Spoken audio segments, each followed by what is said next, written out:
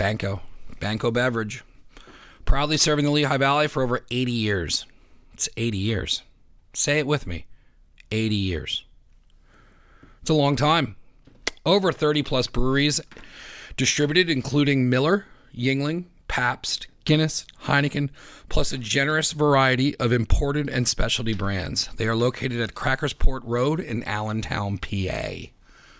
Can't get any more local than that, Lehigh Valley. Banco Beverage is locally owned, operated since 1933. They have an exceptional team of staff dedicated to making their customers happy. If you're interested in having Banco be your purveyor for whatever bar or establishment you own, you can go to www.bancobeverage.com. I have the information in the ads as well, and I want to thank Banco for coming on and being a sponsor. Myself and Tony are working on some projects, and we are going to be bringing some really cool content, as well as Banco is going to be providing for a lot of the things that we do event-wise. So thank you, Banco, again. Thank you, Tony, and check out Banco Beverage. Giacomo's Italian Market.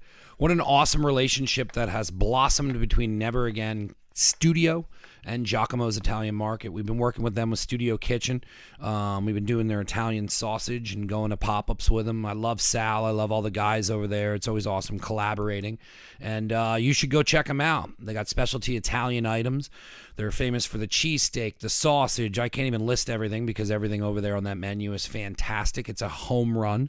They are in Easton, PA, 700 Cattell Street. That's 700 Cattell Street in Easton, PA. They are over by College Hill. It's a dope area to check out. You need to go there. They got plenty of inside seating. They got all kinds of specialty Italian things off to the side, of pasta, vodka sauce. I usually just go there because I'm not making it as good as Sal. So I pick up my vodka sauce and, I say, what's up? We got some oils and all kinds of different things. But I can't say nothing but positive things over at Giacomo's. If you know them, you know them. If you don't know them, you're crazy and you need to get over there. That's 700 Cattell Street in Easton. That's Giacomo's Italian Market. Tell Sal what's up. The Curious Plantaholic, located in Nazareth and Clinton, New Jersey. The Nazareth location was opened first, and I met Jenny. We immediately hit it off. I knew we would start working on projects. She is the energy and the breath of fresh air that Nazareth needs. I started buying plants off of her, went down a rabbit hole. Now I got a bunch of plants I got to take care of. I'm trying my hardest. People are helping me. What an awesome shop for plants, retail. The energy in there is amazing. The employees in there are amazing. It's a plant and supply store focused on connecting with local communities, and boy, do they do a fantastic job at that. I can't say enough about these guys. You need to go to their locations and check them out, but they also have plants for sale online. It's thecuriousplantaholic.com, and right now they have 2 locations, which is Nazareth, and the other one is Clinton, New Jersey. Please check them out, and you can get more information at curiousplantaholic.com. I'm going to be working with Jenny on some other projects as well, so you will see us kind of creating a vibe and some things going on in Nazareth. We're really going to help kind of revitalize and get some things going on in Nazareth. So if you want to, please check out the Curious Plantaholics in Nazareth. Support local, support us. They support the podcast. Thank you so much for coming on as a sponsor. Crazy son of a bitch. I want to try this. Never Again Radio. I have no clue what episode this is. Welcome to Never Again Radio, man. How are you? I'm doing awesome. How are you? I want to get into this. We've known each other for so goddamn long. I met your father when I was a child. And my mom, your dad, your family have always been interconnected. And then when you turned 21, I think I started running into you at Notre Dame. Yeah. Is that because then I got shipped off to Notre Dame? Yeah. And then we rode the bus together. And then we started seeing each other out at the bar and stuff. And when you started doing pizzas and stuff, I was like, man, like it would be cool to tell the story of like how we met and all that. But then finding out your family's history and pizza and then music and everything, and I was like, fuck it, this would be a cool podcast to do. And we have a lot of mutual friends, so I figured why not. Before we get into anything, what is this that you brought? That is grappa. What is grappa? And grappa is the They distill it don't after shoot this? I wouldn't shoot it. They kind of call it fire water. Yeah. But after they make wine, they press the grapes, they distill the skins. Ooh. That's fun. And it used to be called like fire water or aquavita. Yeah. Aquavita, which is like water of life. But it's like it's pretty strong. And it used to be like a terrible thing. And they've refined the process, so it's a much more palatable beverage these days. Is the alcohol percentage high on it? No, that's like a regular 40, 45, something like that. Yeah. Where does the history of it come from? Why did you bring it? I don't know. This is always something like my father would drink. Yeah. Like, you guys are like special uber occasions. super Italian. Yeah, I suppose we're super Italian. Yeah. In a sense. Interestingly, my father was born here in the United States and then moved to Italy when he was young and then came back when he was like 30. So he was there for like 25 years or so. And How old was he when he moved there? 5. Yeah. Yeah, he got there. They went over on a boat. He got there when he was 5, only spoke English. And then the next day he started kindergarten in Italy, not speaking any Italian. That's crazy. Which is funny, Yeah. probably for you, especially because like everybody that knew my father, he had an Italian accent. Yeah. They're like, holy, what's up? Yeah. And it was interesting because English was really his first language. But then when he moved back here, he spoke English. That's with crazy. An Italian accent. And then you started getting into your family's history over there with a winery or There was a farm. a farm. Yeah, Yeah. yeah. Get into that because I didn't know any of that existed. I didn't know you did your own olive oil. Yeah. And then when you started getting into food and I came over and had the pizza, which was fantastic. I kind of started peeling back this history you had, and it was super interesting, and I didn't know anything about it. Yeah. So my grandfather was a surgeon in the United States. He was apparently like the first Sicilian surgeon in the United States. I don't know how true that is, but that was what my family was telling me. But anyway, he was a surgeon. Keep going. He I made just a got done reasonable something off. he made a reasonable amount of money, and then he ended up buying this farm outside of Rome, and it was quite big. And my father at the time was like planning on just running the farm. He was going to be like a gentleman farmer. And then I guess at some point my grandfather started selling pieces of this farm off, and it really ticked off my father. And he was like, if you're going to sell it, that's fine, but like sell it for what it's worth. And my grandfather was like, I'll sell it for what I want. And Why did he want to sell? why did he want to sell? Yeah. I don't know if he was like trying to help people out. Like my Yeah. father said, he was like, oh, paisano, and like, I Have don't some know. land. Yeah. And so he like had this thing. And so interestingly, this farm is like, we still have a chunk of it. And I think we're down to, I don't know how many hectares it is now or how many acres, whatever it is. But there are about 400 olive trees there. And my father had planted all these olive trees. And at one point there were grapes growing in between because the olive trees would hold up the vines. And the olives died, or not the olives, the grapes died. And the olives are still there, so we still are able to make olive oil. Was your grandfather making olive oil with the property, or were you guys just not really doing it and he just kind of had property? I think they were just farming it, essentially, more or less. But then, I don't know how long they've been, because it takes a while for the olive trees to grow. So, I mean, my father would have been 90 this past October. So he planted them probably like 70 years ago. Oh my God, that's nuts. So I don't know how long it took for them to mature enough for them to like grow olives and finally start making the olive oil, but that was kind of... Was your dad still alive when the olive oil was being made? Yeah. Yep. Yeah, because there was a farmhouse right there, like looking down into the olive grove. And that's so wild that that they were able to keep any of that property and it's still there. Yeah. Because that's always stories like... When I was growing up, my aunt had a windmill over in New Jersey, and they had a bunch of acreage over there, and schools used to go there for tours. Her husband was from Holland, and he was obsessed with the technology of the wind and all this, so what he wanted to do on her property was build a working windmill and then was going to do all this stuff. So my dad actually had helped over there with like getting the land ready and all that, and then...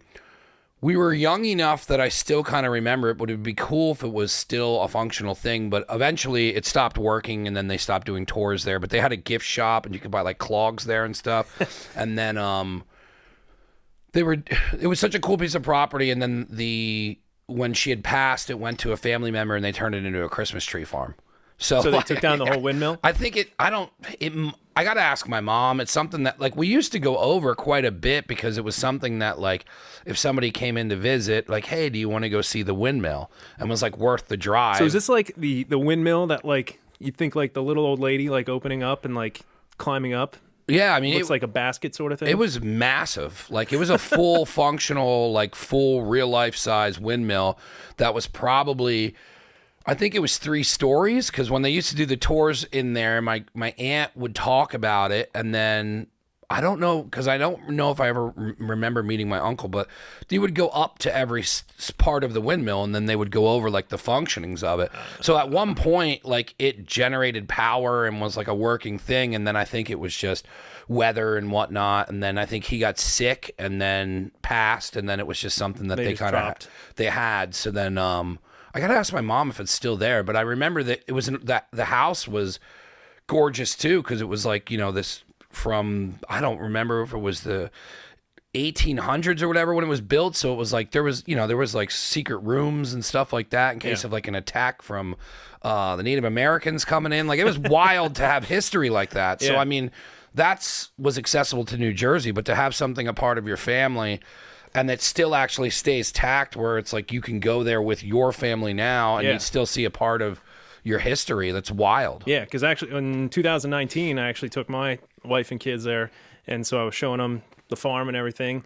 What was that like taking your family there? That's got to be a trip. It was a lot because the kids weren't old. They were like 5, 3, and 1 at that point. All 3. Oh my God, that was probably crazy. So I mean, like it was. I mean, just getting in the plane, getting there, that was a lot of work with them and handling them. How's the flight? How long is that? It's like 8 hours. I think that's not bad. No, but fortunately, it was just with 3 direct. kids. It probably with is. 3 kids. Yeah. I mean, if they're actually it's much better because I remember when like. Well, on the way there, they had like the TVs and like all that stuff on the thing. And so the kids were like playing games or able to watch videos and stuff like that. So they kind of were occupied. The way back, I think we came back on a plane that like I flew on back in like 83. Yeah, they were still smoking. They had the ashtrays in it and everything. It's like your grandma's car. But I mean, the flight, it wasn't that bad. I didn't think it was that bad, except for the fact that my kids poured Pepsi on me, like on the way back. Yeah, I mean, if it would have been Coke, it would have been fine, but it was Pepsi. Nobody likes Pepsi. So I was sitting in Pepsi for 8 hours on the way back because it's an hour longer. Yeah. What'd you guys do when you were there? So we went most of the time we were at the beach. My aunts have a beach house, and they live there permanently. Yeah, well, not at the beach house, but yeah, one aunt is right in the middle of Rome, like right on the Tiber Are they River. from that area, or were they from here and went there? So my father, the older sister, my older aunt, she was born here as well, and then moved over there when my father did. Why wouldn't you? And so she was born an American citizen and moved there. But then I have my father's younger sister. She was born there, and so she lives like in Rome, like in antique Rome. That's crazy. Or right off of the Appian Way. And you've always just kept touch with them? Yeah. I mean, my father, they would talk. They call us all the time. We talk to them. Now it's even easier to be able to text and like use WhatsApp and stuff like that. Yeah. All that's cool stuff. So I mean, my cousins are much older than I am, and they were always, whenever we would go there when I was younger, they would like always take me out doing stuff, which is awesome because now, my cousin's daughter is like a year younger than me. So most of their kids are more close in age than I am to my actual cousins, which is almost the way my brothers and sisters are because there's 19 years between my oldest sister and my little brother. But we talk to each other all the time, and even like being able to message each other or send pictures on like Instagram and Facebook and everything like that. Like we're always talking to each other, liking all the pictures, seeing what's going on. So what's the olive oil itself? Is it they sell it now? I think it depends, because it's very much weather dependent. So like if the weather's not good, there's not as much of a yield that comes out. But yeah, they do end up selling it because I think they can end up making like around 1,500 to 2,000 liters, or at least that's how much they have vats for to store, and then they'll sell it. Is that the only thing they do with the farm at this point? Is just try and make money off of it, or do they have other jobs? The olive oil kind of sometimes pays for itself. Like I think 2 years ago, we were able to harvest enough olives, and we had so much extra, we were able to sell the surplus the stuff that we couldn't store in the vats that we had, and that ended up paying for like the pressing of the olives, because it's actually interesting. So you know how like your family hunts, but like you know how people are always afraid if they take their deer to the butcher, it's gonna get like, mixed in with somebody else's. Yeah. So like that's the same thing in Italy, like with olives. So like when you go, like people will camp out to like watch their olives and make sure that they get their olives back, because they're like, I don't want that person's oil. That's probably shit. Yeah, and So, I'm sure it makes way more sense with olive oils instead of deer meat. yeah. Because I remember like Richard, or I remember like I knew people when they first got into hunting, and they're like, oh, well, I'll butcher it myself. I want my meat to be my meat, and then eventually you're just like, yeah, just send it to the butcher. Yeah, but I mean olives. I mean, it takes a lot of time to grow them and make sure everything's good. So I guess it makes a little bit more sense that you're sitting there watching.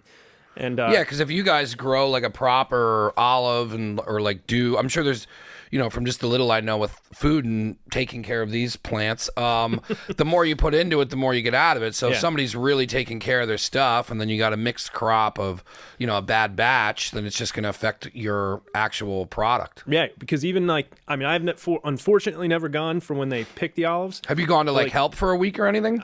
No, because I have work and I kids. can't, yeah. Well, kids I could get off, and like my Andy would be cool with me going to do You're it. like, I'm out of here. Yeah, I'm gonna go pick some olives. She loves olives, but like when they pick the olives and they harvest them, they're actually really careful to make sure that they don't have like all the leaves in it, because then they're adding impurities. So if you know that your olives are clean and everything when you take it to the place, then it's going to get processed clean, and then that improves the purity, and then your olive oil tastes better. It's good stuff. Yeah.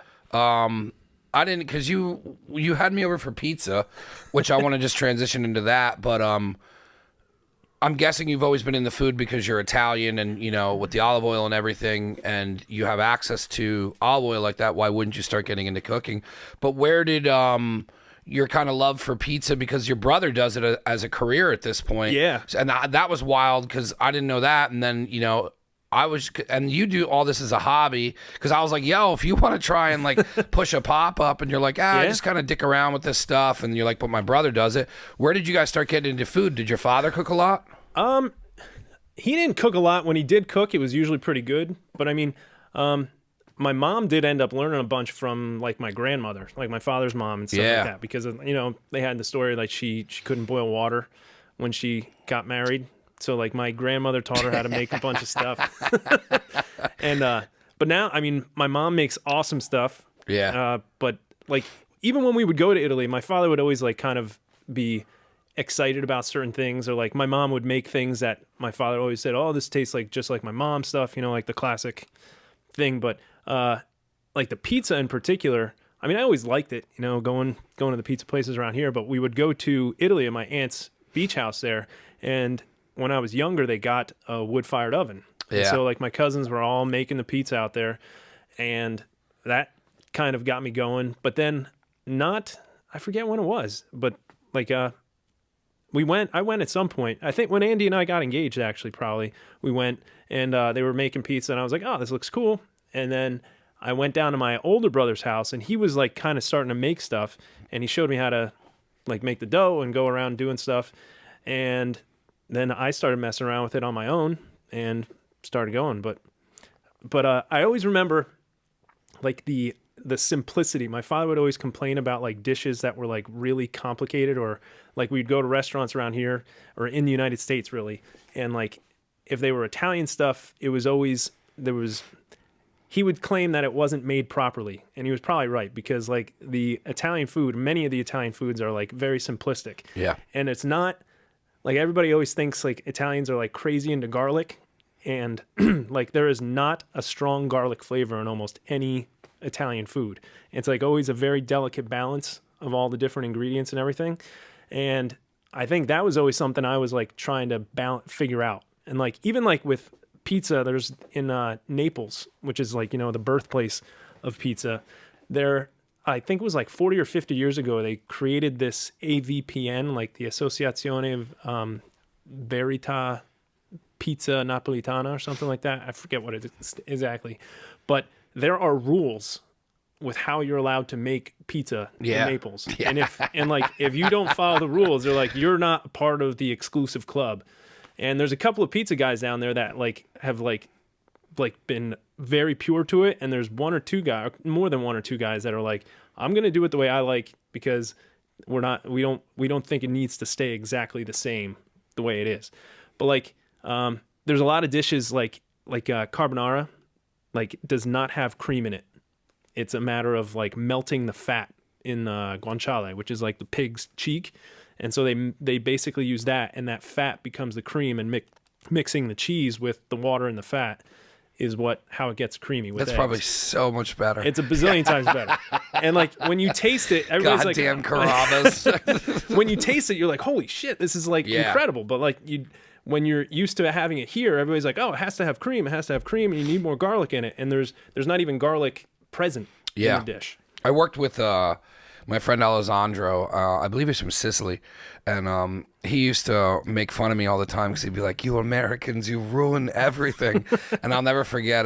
He made espresso, and we were working at the deli, and we'd have downtimes, and then there would always be where we would need our coffee in the afternoon, because we were working 10, 12-hour shifts. So you're there all day, so you're essentially living with somebody and sharing breakfast and lunch and sometimes dinner. So we would do a family style meal where somebody would cook or make different things.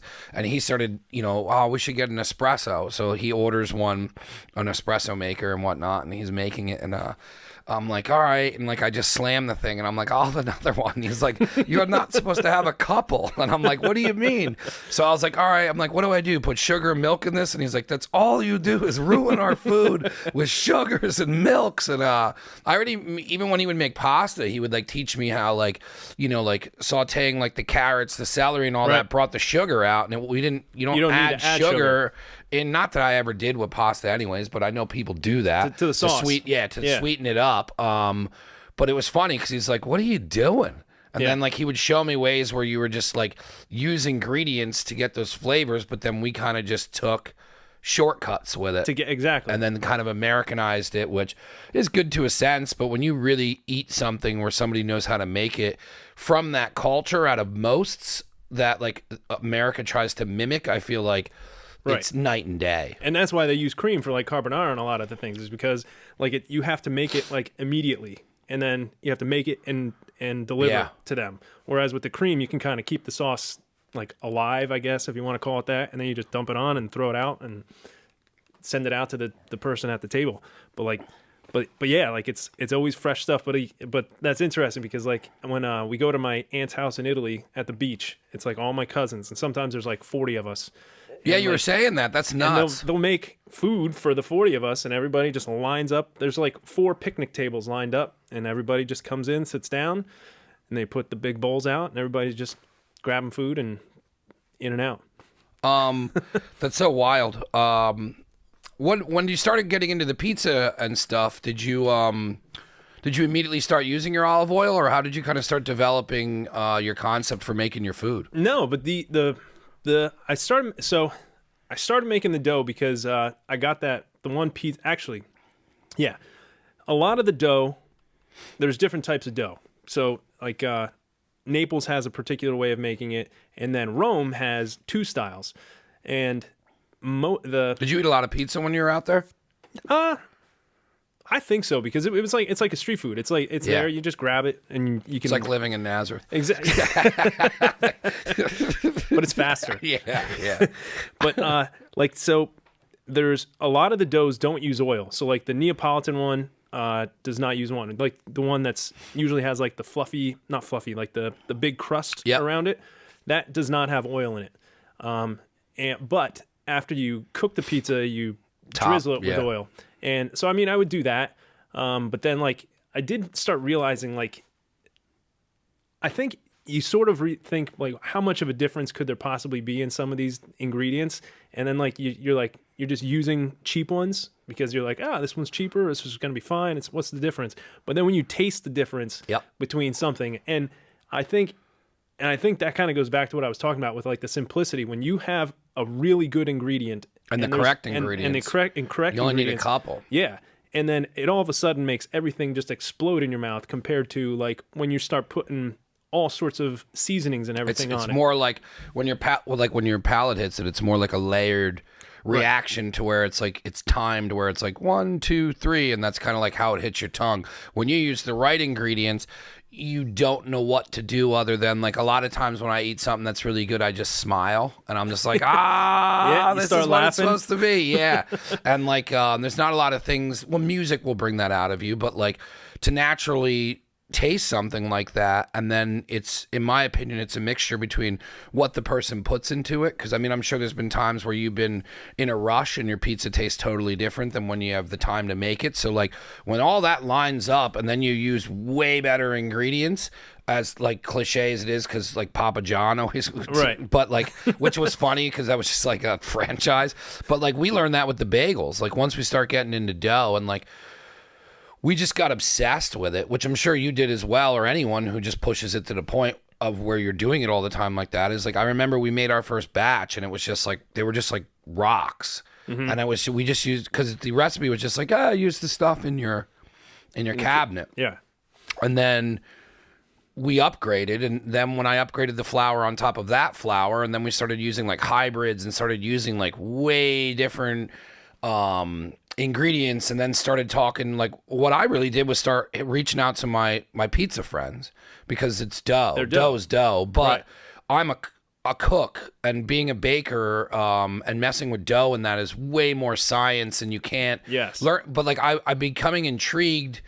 It's just a longer process. Like if I make eggs and screw them up, I can make eggs right away. If I make dough and it doesn't taste good, I have to start all the way over from step one, and you almost got to wait a day. So when I started reaching out to the pizza guys, I started learning about like the rise times and the dough, and I'm still learning a lot now, but it's been interesting to see how you can change the flavors of dough, and it's usually only by putting better ingredients in it, not changing the recipe. Yeah. And you can, and then I mean, you can use the ingredients that you have, but like you were saying, like the science, like you change the fermentation time on dough, and like all of a sudden there's like something else that pops into it, and I mean it's a matter of using less yeast, and then or whatever it is that you're using as your leavening agent, but like I mean you use less yeast, and the then fermenting you get it more times where like you leave it go overnight. Yeah. Like I've let pizza dough go for like 7 days. Yeah. And it's awesome. Yeah. Like when it sits there, but like. And then you can do like the cold ferment. Yeah. Like you put it in the fridge for a couple days, hours, whatever it is. Yeah. And that changes how everything works. And then sometimes even like doing that, I found like makes it easier to work with. Yeah. Like I found with the pizza dough, sometimes if I was like kind of on this thing where they were like, oh, leave it out at room temperature. So I left it out at room temperature. And then I had a hard time like shaping it and getting a stretch, or it would rip and stuff like that. And then I thought it tasted better if I let it go, if I did the cold ferment. It's such a rabbit hole. And then it's such a rabbit hole. I fell in love with it. It's very obsessive. Yeah, and then like it was like, how long do I take it out of the fridge? Do I let it sit out there for like 6 hours, or like? And I've like now I'm kind of like around, if I keep it out for like 2 hours after it's out of the fridge, it's like perfect, and I can work with it, and I can work much faster and efficiently, and it tastes good because I've already gone through the whole fermentation and you start process. going by touch, because like we ended up having to get a proofer, and like because we were making money off the pop-ups, and it was funny because we weren't paying ourselves, we just kept buying more equipment to really keep going down the rabbit hole. So when we got the proofer, because why we got the proofer was we did a batch of bagels, and it was humid out. And it was like 86 degrees, and we didn't know anything about how the humidity would affect it that much. And it was one of the pop-ups I did where I sold 300 bagels, and Gina's like, what are you doing? She's like, now we got it, because we do them out of our house. Yeah. So like now we had to figure out. So I mean, I remember I think we got up at like 4 a.m. and she's like, making coffee, and we're sneaking around the house, and you're then boiling them. Yeah. So like we brought them all upstairs because we didn't have the proofer at the time, and it was so humid out. They rose and were like the size of softballs, and we're like, what the fuck? Yeah, so now you got to shrink them down and redo that. Well, when we boiled them, they kind of came back to a balanced size, and they were a little bit bigger, and they looked a little different, but the taste was there. So as long as the taste was there, I didn't care. But like that's when we started learning control, and even with opening up, like what we're trying to do and how we're going to do it is like you know how dough is. We can't start working at 1 a.m. in order to have the dough ready by 3 to start baking. So like we started really researching like these bigger bagel shops, and it's the cold fermentation where you time it to, you know, like say we get in there at 3 a.m., the dough's coming out, or we pull it the night before. So like it'll cold ferment and you have them already shaped already, and then you wheel them out and then straight into the boiler. Let them warm up a little bit and go, yeah. And then now you're just putting trays in, but like there's no real information on that on the internet. There's a lot of like watching YouTube videos, spying in the background, asking people who don't care, and they will give you advice. But I found out quick that like pizza dudes, like all pizza dudes think you're trying to steal their recipe. I'm like, bro, I ain't making pizzas. You know what? I'm like, I'll make bagel pizzas. I kind of thought I was thinking it the opposite way, because like I found there's a bunch of these guys that are like top of the line, and like they're either writing books, but they're also like interviewing. Yeah. And like the one guy, John Arena, in Vegas, he's got like a ton of pizza places, and he's like the pizza dude. Yeah. And he's always like, I don't know if he's necessarily said like this is the thing I use, but he also says I'm constantly changing it to figure out how I can make it better. Yeah. And when you're at that level, you have to put 10 years or so in to get it to taste like his pizza. Yeah. Like you can't just throw some shit together and be thinking you can make it. Like the Utopia bagels, that was the most information I got. Bagels was hard to find a lot on. There was some stuff on with Canadian bagels because they do it a little bit differently, which is ours is going to be a mix between a Canadian and a New York style. But Utopia, which I want to go to with Gina, but it's almost a 2-hour drive. But that's not that bad. No, but to like fit that into like a regular work, day. Yeah. So we'd have to get up, and it's like a whole thing. And I don't care.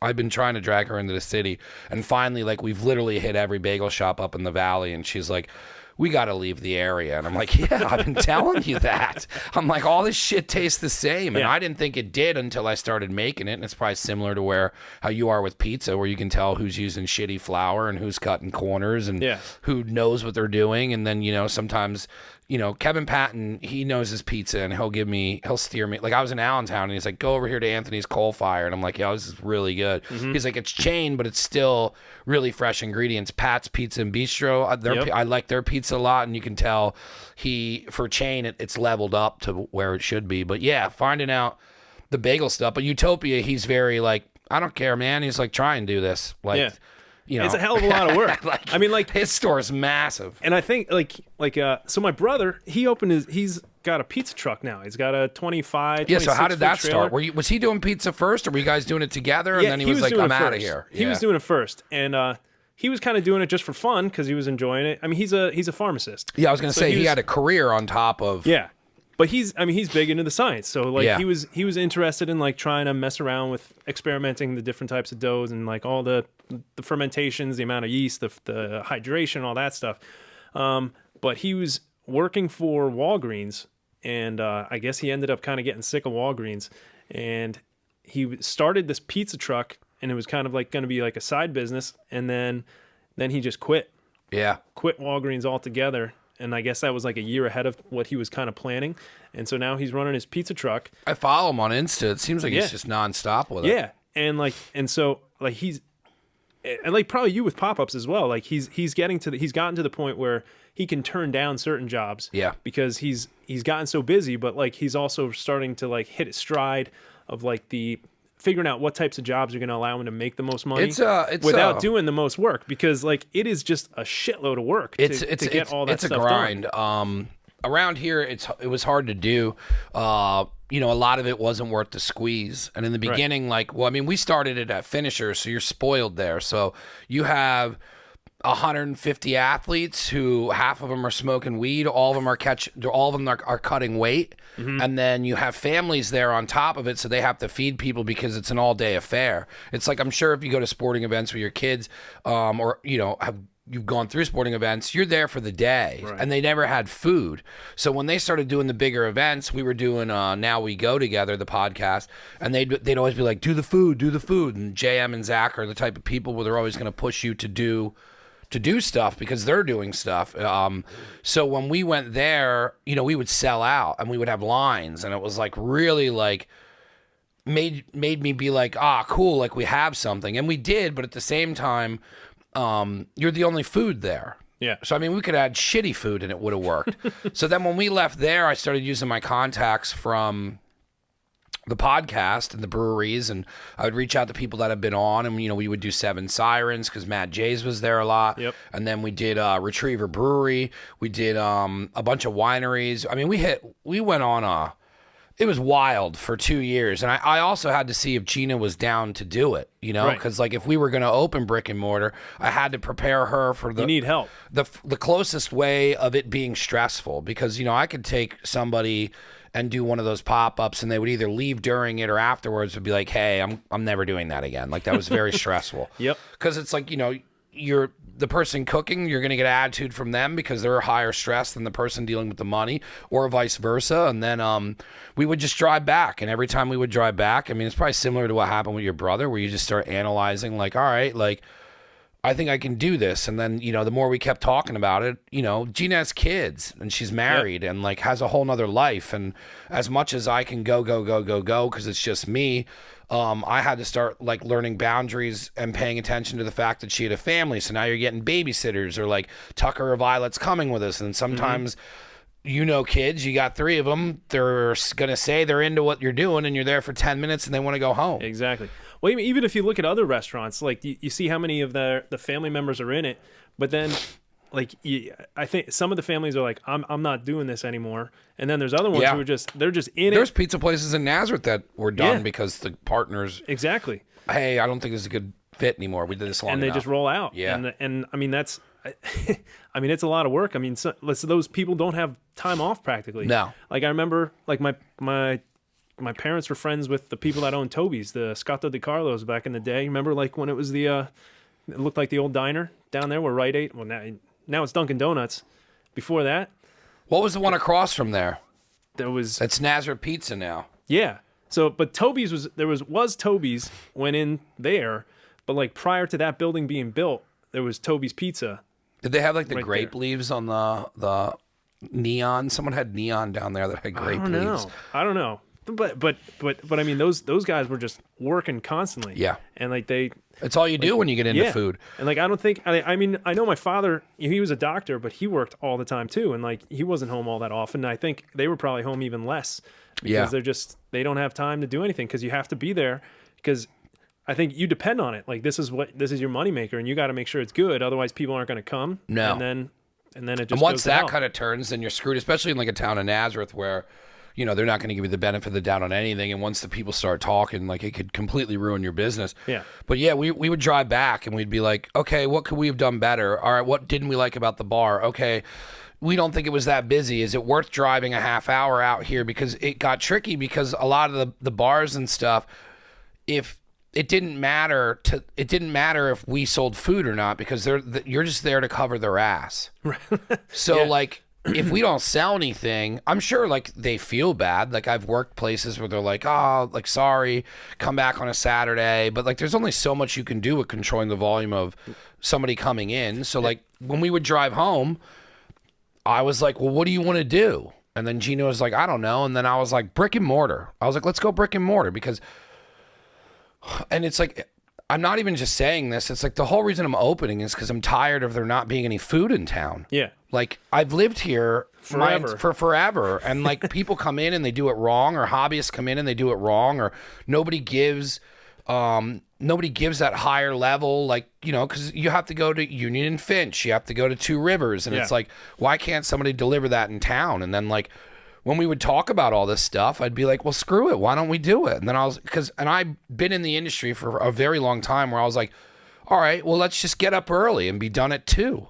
And let's get out of there at 2. And then that leaves the evenings open. And then if I want to screw around with Studio Kitchen or make pizza with you or do anything with any of my friends and split the money, I could be running pop-ups out of there at nighttime, and we still have our running business during the day. And then it's like, all right, well, let's not cut corners.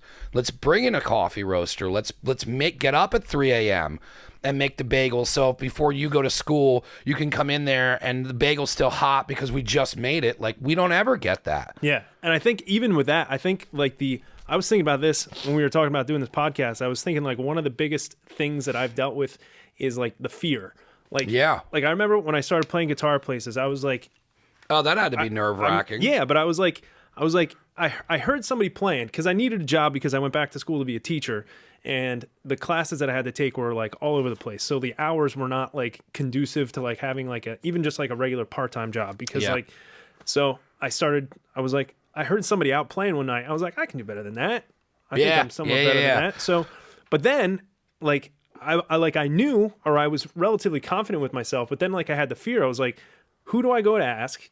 And then I had like this fear of are they going to tell me, no, I can't do it? And then you got to keep doing it. But then like once you do, hopefully you do all right. Yeah. And then, and like it just kind of keeps on cycling through. And like, so I started playing at places, but then like you start figuring things out. So like for me, for playing at places, I used Jason Betts and Pocky, and I like the beer distributor guys. I was like, because me going into the bars is going to be useless. Like, because they don't know who I am from Adam, but the beer salesmen, they know the people that own the bars like nothing. So like they can convince them.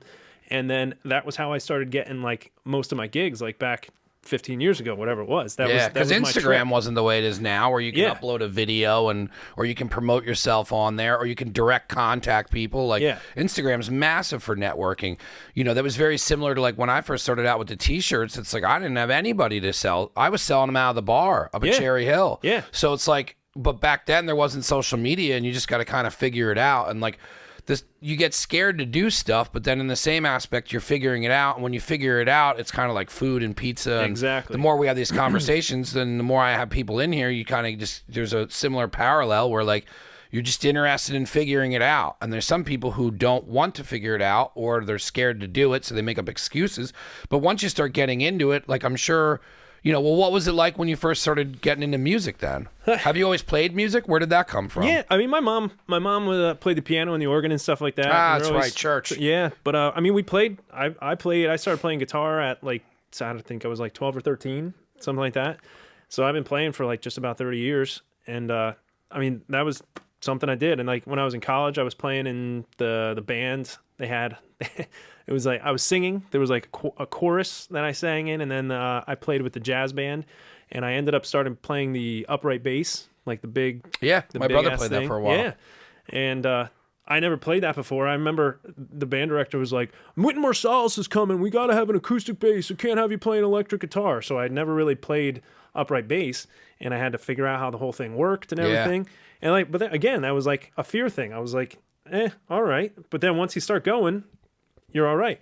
But like, I think like another thing, like a fear thing, like with, like I was starting to make pizza. So I was making pizza in my oven, in the home oven. Yeah. And then my wife got me that uni pizza. Those are dope. And it's awesome. But like, you get that new thing. You're like, how much different could it be? Like, I'm still putting pizza in an oven, but like the temperature of the thing is different. And so like the whole functionality of it changes. And then you're like, you screw it up and you're like, shit, I don't know if this is going to work. There's so many levels of baking. And then you have to start messing around and you're like, all right, I can't put as many toppings on as I had before. And like you start messing around with that stuff and figuring those things out, which a lot of the, like the Uni has all these like Facebook pages and everybody's like, oh, this is what you got to do. You got to use less stuff.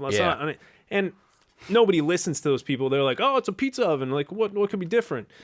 But the other thing is like, the knowledge of how to use those things. So like you might get this new tool, like the coffee roaster or whatever, and like you've never used it. It probably takes a little while. I've never used one. But like, when we signed up with the coffee roaster, we have to go to classes and like take a test. Like if we wanted to say Fieldstone Roasters on any of the coffee and we want to use that as advertising and put her name in our window, because they already have a following around here because they used to be in the farmers market in Easton. So like they have fantastic coffee. They moved out of the area. You can get it at Tatamy Takeout, but that place is so weird with their hours and what they do over there. I gave up on. I really wanted to support them. I really did. It's a struggle. Yeah. So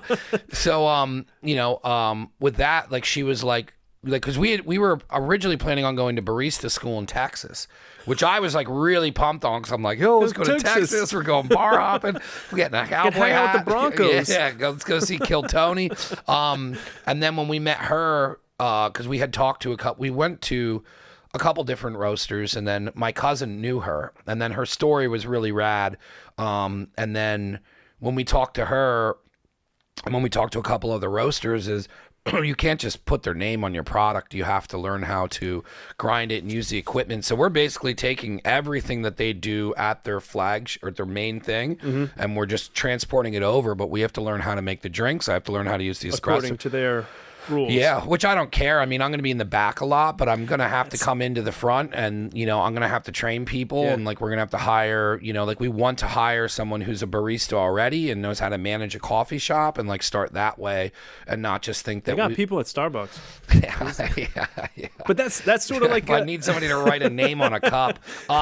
Yeah, I mean, it's the Mark same thing. with a K. Like, they have to learn how to use all that as dumbed down as simple as it is. Yeah. But it's like, you know, the coffee roasting and all that, it's a whole nother monster. But, like, I don't know. The older I get, the more I'm, like, trying to turn that being scared into, like, this is a new chapter in life. And, like, this is a new thing that, like, I'm breaking a pattern and, like, I'm stepping into something new. And as scary as it is, and I don't want to do these things, these are the things that make change. And you don't make change until you go in there. And I'm sure, like, you know, publicly going out and playing your music and then figuring out what you're actually supposed to get paid. And, you know, it's the same thing with me finding sponsors for this. It's like the cost has gone up to sponsor the podcast. It's still super cheap for what I do, but, like, I'm still trying to, like, have the courage to tell somebody my value. And that's very hard to do. Most people just work a 9 to 5, so they don't even have to face that. Yeah, and it's interesting because, I mean, like, I play, like, I'll do solo gigs, and I can make a ton of money doing a solo gig, and then, like, you get a band, and then everybody gets $20. Yeah, and you're like, what the hell? We got more stuff to bring. There's more of us, and you're like, I can, like, I don't know. They pay you $200 more than when I play by myself, and then, like, now everybody's getting like $100 instead of, you know, everybody getting $200 or something like that. And a lot of it, I mean, it can change. It's because of the size of the venue or something like that. But then at that point, you'd be like, hey, we can't have bands. We just got to have the small guy coming in, maybe a duo or something like that, and just kind of stick to that. But, like, that ends up kind of, that's like the other risk you take or things you learn. You're like, this is what I should be doing. I'm going to give this a try. So you try the band, and then the band doesn't work out so well, or you're like, or it's too much work. There's a lot of time and schedules. Yeah. And then, because then you got to make sure everybody can show up, and then, like, you got to. I mean, now it's easier with, like, Google calendars and stuff like that. Everybody can log their availability and stuff like that in, but you still have to figure out what's going to work, how's this going to work, and then, like, the more people you have involved, the more arguments you get into because you're like, what song should I play? What this would be a cool song for us to do, and, like, no, dude, I can't play this or something like that, whatever the case might be, and it's, I don't know, that ends up being another part of the job that you got to deal with when you got more people involved. I mean, I kept it Gina just because I knew I could handle the cooking because I was used to being understaffed all the time, and that's how I'm going in up there. I know I'm not going to have enough, but I have friends who have cooked, and, you know, Brian Jandrew's like, it was funny because Brian Jandrew was like, yo, he's like, when you open, he's like, I'm going to be up there on the busy days helping you, and I was like, holy fuck, I forgot I used to cook with Brian. I met Brian up in Cherry Hill. So when he was like 16. Yeah, he had that terrible Bieber haircut. We made him cut his hair. We forced, because I had a barbershop upstairs. I made Patton give him a fade. That's right. Yeah, he looked good though. You know, I'm going to Brian's wedding. Like, I've been friends with Brian since I started all of this. So, you know, for him to be like, and Brian's crazy doing all of his construction, and he's like turning that in. Like, when he hits to, like, the age that I'm up at now, like, that dude's gonna be set. Like, he started working early. He started working young on that business, and it's gonna all come together for him. But he was, like, offering to come up there, and I was like, man, like, that's so cool that, like, I can have a chance to, like, just have my friends come in on the weekends and pay them correctly, and I don't need 6 people because Brian can take the work of 3 and I take the work of 3. But when I kept it with me and Gina, it was just, you know, I just split it down the middle. I'm like, because, you know, 1, it's easier that way, and 2, I would always say to Gina, I can't do this without you. Without you, there's a line, there's people yelling at me. I don't do math like that, and like, I can't just take orders. It's too busy. I remember one time at Finishers, it was raining, and I had a line across the parking lot, and I'm just like, oh my God. And then Patton standing next to me, and he's like, yo, this is crazy. And I'm like, I don't know what's going on. But, like, we split the money. It was 50-50. If I did stuff here a couple times by myself early on, and that's the stuff you forget, where it's like, yo, like, I sold 100 cheeseburgers out of here and did them alone, and, like, cooked them and sold them, and people came down and I handed to them, and I had it, like, all organized. And then, like, it's crazy when you have doubt for something, but it's like, bro, I did all that by myself. And Yeah. then like to have Gina come on, it's like, and then her kids help, and I pay her. Like Tucker did one with me, and I shouldn't have split it with him, but I was like, yo, here's $250. He's like, what? Yeah. I'm like, I couldn't have done it without you. And then Yep. I don't know what he ever did with the money, but I was hoping like he put it in the bank, and I think he just like bought Fortnite skins or something. But he needed it for snowboarding. That's why I did it, because his mom was like, You need to make your own money. I'm not giving you $20 every time you go snowboarding. Damn lift So I tickets. asked him, I was like, yo, you got that snowboard money? He's like, I don't think so. But like, yeah, I mean, you the more people you involve, the more it's going to be. I mean, when we do those pop-ups with Local Stone, like we only keep it to the three of us. You don't need the extra help. And then Gina will come in, and then, it's tough when you start splitting that money, because especially when you're trying to rely on it as extra cash, or like to pay bills, or like when you were doing it part-time, you need as much money as you can, because you can't work regular hours. Right. So like that was always extra for me, but it was me trying to figure out building a new income. And it's like, if I just gave all that money away to a bunch of people that work with me, I'd be at square one. Yeah.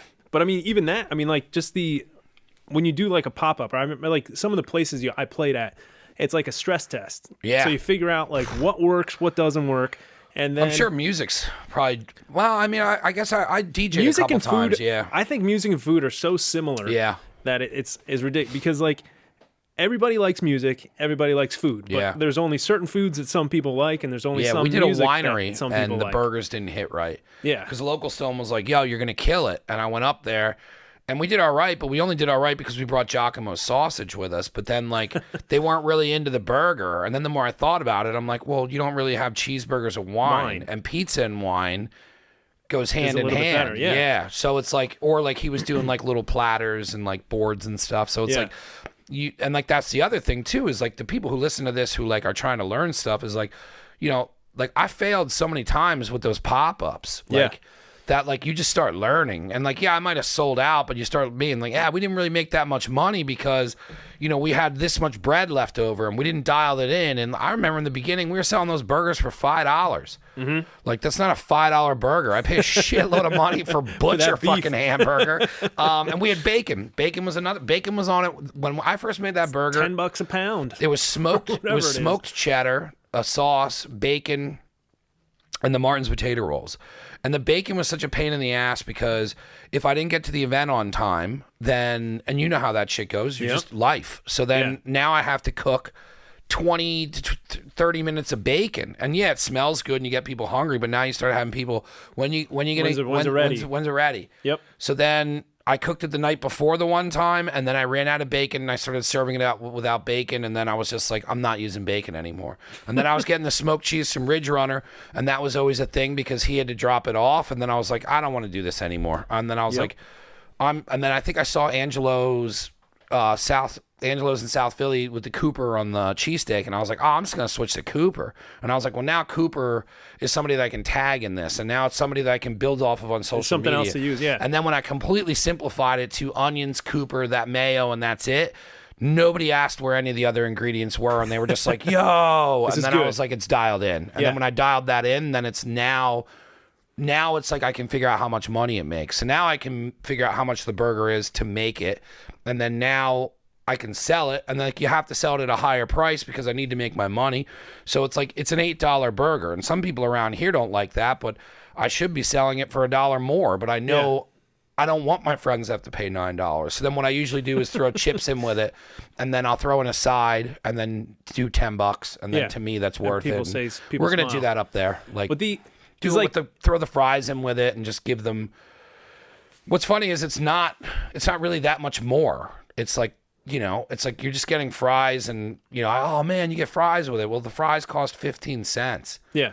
So it's like, but I like doing that because I feel like I want people to feel like they got the correct amount. It bothers me to sell it for too high. Yeah. Well, I mean, even like when I play somewhere like that, I think about that all the time, but like, I never know who's going to be there.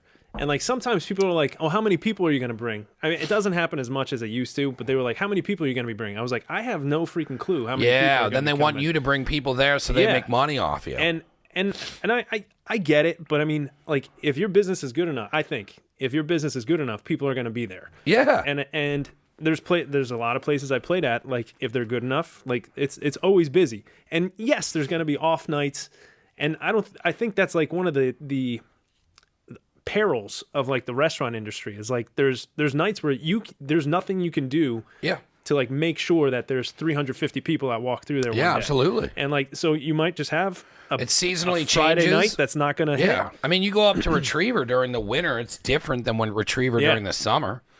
Retriever during the summer, the entire place is built out for summer. Retriever during the winter is you're just inside. Right. And now you got to drive on back roads to get to a bar in the middle of nowhere. And if it's snowing and stupid shit like that, like it was funny because Gina, like most women, are just cold all the time. So like when we started, I remember she was like, what's funny, she's still I bought Andy a new sweatshirt. She really likes it. When we ended up this year, I was like, all right, well, we're done because we had to stop doing pop-ups because we had to focus on opening the restaurant. Mm-hmm. And then she'll even still make remarks and be like, hey, you know, this time last year you had me outside. And I'll be like, what? Because like I'm crazy, but I know like you wear shorts all year round. All year round. I went to the Lehigh Valley Style thing and I wore shorts. Everyone else was in a suit. I'm like, I don't fucking care. I'm like, this is me. I'm like, I felt so out of place. Everybody was really cool though, but yeah, the first guy I saw, I was like, fuck, suit. Didn't think suit, but I don't wear a suit. Why would you know? I wore one. Did you have like a loose necktie? I look good. I look good. I'm sure you did. I wore one of the new Never Again hoodies, the ones I did with like the North Face kind of style to it. So I wore one of those with my shorts and shoes, and I put myself together well. And they wanted that. Like in the email, they were like, dress comfortably, dress stylish, kind of dress more how you would be if you were like going out. I don't wear suits. Yeah. Yeah, but she bitched about because I drug her out to but we did pop-ups like yes. But we did pop-ups into the winter, and then we were up at Funk Brewery doing inside gigs, and then that's when we started using because Giacomo's sponsored, so I was getting his sausage and he was making the sausage and peppers, and then I would put him in a crock pot with his vodka sauce, and it's awesome. And you know, so then we started having to do crock pot food. And then I was just like, all right, well, let's see what we can do. But to me, it was more of a challenge of like, let's see. But it was, and it goes back to what you were saying with simplicity, is we were taking ridiculously over quality ingredients and simplifying them in such an easy serving manner. We're like, all right, well, let's, like when we do the Cubans. That's all it needs. Yeah. Like when we do the Cubans, I let that pork cook for 12 to 15 hours. And then like I got awesome bread, and then I got really good ham, and then we just put it all together on the flat top. Right. But it was like, even when we were doing that or doing pork sandwiches, you know, it's like serving barbecue. If you make it correct and it's awesome, it's super simple to do. Yeah. You're just putting it on a roll. Some of the best barbecue I ever had was down at Brothers Barbecue, and I was just like blown away. But they do 8 to 10 hour smokes, and they have a night shift guy that comes in and babysits the food. Right. And I'm like, that's what you need to do. Yeah, but like I mean, even like the like that team that you have. So like I keep thinking about like the music stuff. Like if I have a band that I'm playing with, then we gotta make sure everything's together with the band. And then like once you have the band together, you realize the kind of music you're playing. So you have to pick which places you're gonna play. Yeah. Because like you have a general idea of like the type of people that are gonna be there. But like I've picked up gigs like solo, and like I would think like it's going to be a bunch of young people, and then it's not. And it's like 65-year-olds. Do you have to change it on the fly? Yeah, and so I'm sitting there, I'm like, I can't play Sugar Ray. I got to play the Eagles, the Beatles, and that stuff. And then like I just hit that. And then all those people are like, oh my gosh, this is incredible. I'm like, I just kind of looked around and said, this is what this needs at this point. And like it's like being a DJ. Yeah. You got to read the room. Yeah, but I mean, even like I think really good chefs, like if they see the ingredients that they have, they're like, these couple of things together would be fantastic. And you pick those couple of things, you make something awesome, and you're like, what is it? And you're like, I really have no freaking clue. Yeah. But it looked good. I threw it together, and like you eat it, and you're like, this is slamming. It's probably my favorite part. Like we were working out a new sandwich because we're developing everything mostly on bagels right now. Mm-hmm. So, and you know, I started learning that like if I go into the test kitchen too much, you're just kind of beating your head against a wall. And I'm sure that's how it is when you're trying to develop music and stuff like that, or even your trial and error with pizza. Sometimes you need to take a break. So we wanted to do like the broccolini and the sharp Prove and all that, and like I could never get the pork to be what I wanted it to taste like, because that Philly pork, you can't just make that, like unless like I know like Mr. Pachucci next door, like his porchetta and the stuff that he makes is like he's coming from an Italian family where his mother made that. So of course, but like I don't know how to do that. It's going to take me a lot of trial and error, and I still can't get it down. I can make my Cuban pork with the orange juice and all that, but then it's not really what I was looking for. So Gina ended up making a sweet pork, and she just added some brown sugar and some extra things.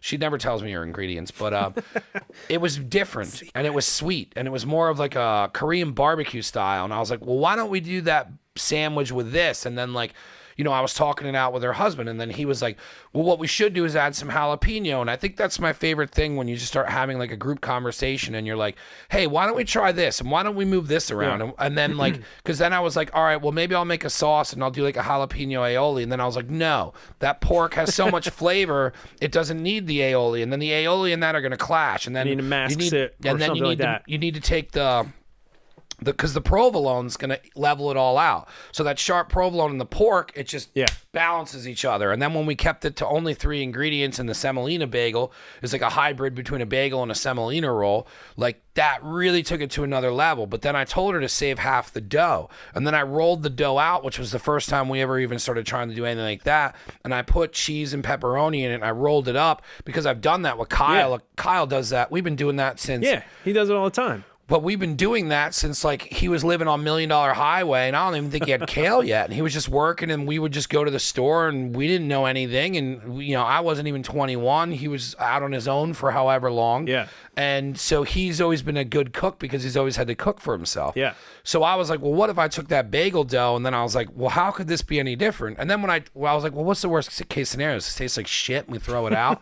But it worked. And I looked at Gina, and my brain went like that way. And now I'm like, yo, we could make these and fill them with pork, and we can make these and fill them with Giacomo sausage, and I can make meat roll-ups. These meat roll-ups so we can put on the counter like a pizza shop does almost. And then I was like, we can totally sell this for catering.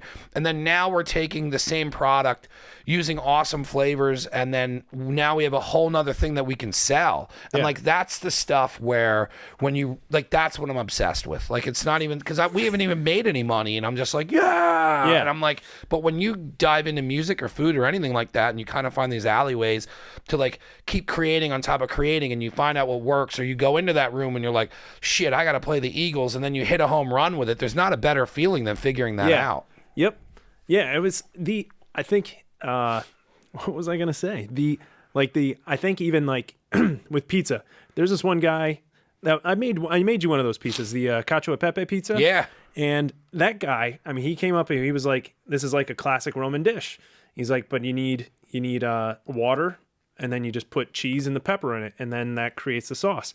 And so he made the dough, and then he put the ice cubes. Yeah. He put the ice cubes on the dough, and he the ice cubes melted, and it got hot enough, and then you're able to sprinkle the cheese and the pepper on it, and that makes the cacio e pepe pizza, and it's awesome. It's really good. I mean, like that cacio e pepe pasta, I mean, that's like a classic Roman thing, and that's another one that like they have to make like right then, because it's not good if it sits out too long. No, you have a very smart. You can't take that home. Yeah, you make that, and you got to eat it right away. And but like even those things, like things that like are classic, and they're like, how can I just kind of twist this around a little bit and put it on something different, or so I mean, like using bagels for something. Like what else could you put on a bagel? I mean, like where everybody's used to like eggs and cheese and sausage or something like that, or eggs and bacon, and there's a bazillion things you could put sauce on them. I mean, even like, remember that what the heck were they called? The bagel bites. The bagel bites. Yeah, we started doing that with Local Stone. Yeah, and then what we started doing too is like what we started noticing is a lot of people around here, they'll take when I say around here, I mean basically in Pennsylvania. Yeah, they they make bagels differently than other places, and then like people will dye the color of it and be like, well, this is a pumpernickel, but it's really just dyed brown. Or like they'll take pineapples and put it on top and be like, we got pineapple bagels. And like when we started making bagels, I was always like, I want to put this in the dough. and I want to make actual bagels. So when we do Brian's bagels, that was a big thing that me and Gina went down a rabbit hole, because it's not easy to add ingredients to dough, because when you start adding ingredients to dough, it's wet, and then you got to add flour. But Gina's really good at figuring that out. And then so when we did Local Stone's bagel, he gave us pepperoni, and we diced it up and we infused it inside the dough. So when we were making the dough, we put the pepperoni in it. Then we add hot honey, and then now we're making like full small batches of like very specialized bagels. It's not, I could take that plain bagel and be like, oh, it's a hot honey pepperoni bagel, and just smash the shit on the top like everybody does.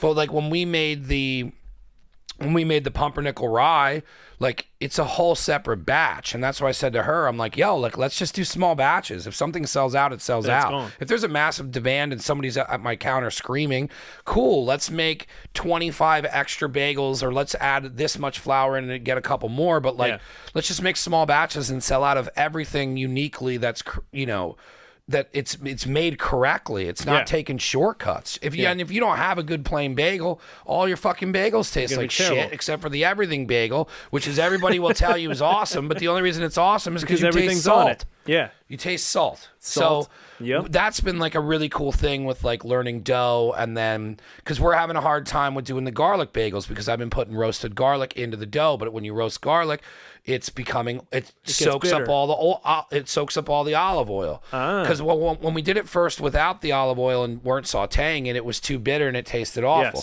So then I tried to saute it and do it more like a caramelized garlic, but then it became too heavy because all the oil in it. But then the oil we couldn't figure out, and then we did that 5 times, and when we start doing that, I start getting obsessive, and then I was like, yo, let's table this till we're in a kitchen. Yeah. And we have all the correct ingredients in front of us, and we can do this a little bit easier. And your environment's more controlled. Yeah, or we're making bagels every day, so if we want to make a small batch of the garlic bagels, Gina's got kids and shit, so, but she figured out cinnamon raisin. That's another thing. The raisins are in the dough. It's not bullshit on top because it was a plain bagel, and that starts separating you from doing different stuff. But dough, I really like to figure out the dough, and that's a lot of work. That's what we've been kind of priding ourselves on making. Like the core thing is like, we're not fucking around. Like it's legit separate recipes. We're infusing it in there. It's not something that happens on the first try,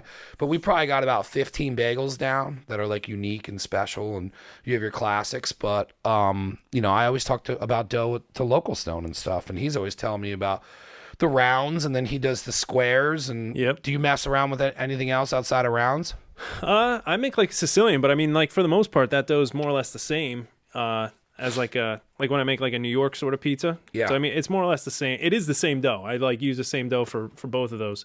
But I usually, to allow it to rise and get thicker, I have to let it sit out longer, because then I can stretch it more to make sure it fits the pan and everything. And then like making sure that it's hot enough, or making sure that I have enough oil on the bottom, because then like you want the crust to kind of fry on the bottom, so it gets nice and crispy. So like sometimes you come up short on the amount of olive oil that you put in the pan when it's is it different every cooking. Time?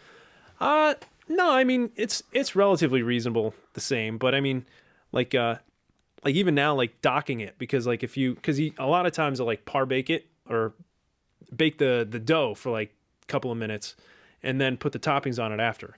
And if you don't dock it, like just poke some holes in it, like even if you just stab it with a fork a couple times, then it starts puffing up, and then it like creates these areas where the sauce will pool or something like that, and then it's good. It's still good, but like you're just like, I could have. What could I have done? Or there's a spot on it like that with where everything. There's nothing. There's like a spot where there's nothing on it, because like the sauce or the cheese just pushes over. I'll give her a cheeseburger and be like, "This is the best one." Then like three later, I'll be like, "This is the best one," and she'll be like, "What about that other one?" I'm like, "This one right here is the best one." But I mean, all those things you learn about. I mean, I remember. I mean, I like when I moved to New York and I was living up there. I remember trying that, and I was like, "Nah, this is gonna be great," and didn't fly for me. Yeah. But like, I mean, that goes with everything. Like what's going to fly, and it could be some thing of food that you think is going to end up being perfect. Like I thought that job up there was going to be awesome, and it was a cool job, but like I realized it wasn't going to make me. What were you doing? I was working in a recording studio up there. I didn't know you did that. Yeah. So I did I mean, when I was there, I started there. Was this before you did the teaching or during? Or? Yeah, before. Yeah. It was like right after I graduated college in like 2004, 2005, something like that. 2005. Because right after I graduated, there were 2 movies that I worked on down here. Like I did the audio post-production, and then I got a job up in New York City. So did you go to school for audio as well? No, not really. That's fun to spend all that money and then come out and do audio. I got a communication degree. Yeah. And then while I was there, I had an internship with this. He's a pretty big classical producer named Michael Fine. And he was living in Lake Ariel, kind of like near Wallenpaupack. Yeah. And I would go to his house, and he taught me how to do editing and stuff like that, like audio editing. And so he actually had me make he did classical music. So it was like symphonies and things like that. And he had me make an edit map to like say, these are the different takes. Tell me which takes I should use. Because I would be looking at the score and trying to read, making sure everybody's playing what's right. And then nobody's coming in late. Nobody's coming in early or something like that. And I said, take 1 here, take 2 here. And like, just lay it all out on the paper so he knows which parts to use. And he said, I did all right. But then, he was good friends with this guy that was running the studio in Queens that I ended up getting a job at. And so Joe called me. He was like, Mark, I've got a job for you. He was from Brooklyn. He ended up having a stroke. And so he talked kind of slow with this Brooklyn accent. Yeah. And I got the job up there. I didn't even interview really. I like went up, and he was like, Mark, yeah, well, we'll hire you. You were friends with Michael, so you must not be a complete fucking moron. And those are always the best people to work for. So I did that, and I mean, it was a big studio. We had like a 60-channel Neve. That's wild. There, and it was like you could fit like a 70-piece orchestra in the big room, and then in the smaller room where I did a lot of the work, we recorded the songs for Sesame Street. So like all the Sesame Street characters, because it was in a TV movie studio, and they shot Sesame Street upstairs, and so the characters like would come down and record their songs, because all the songs got pre-recorded, so that when the songs were played and they did like the dances and stuff like that, they were just kind of dancing around, and all the stuff was pre-done. And so I would record all those characters. So I met like Frank How weird Oz. was that? It was interesting because like you don't realize, I think, or when you're a kid or even the normal person doesn't realize how many of those people do multiple voices. Yeah. And so like Frank Oz did like fucking everybody. He did like Grover, Gonzo, Miss Piggy, Cookie Monster, Bert. Who else did he do?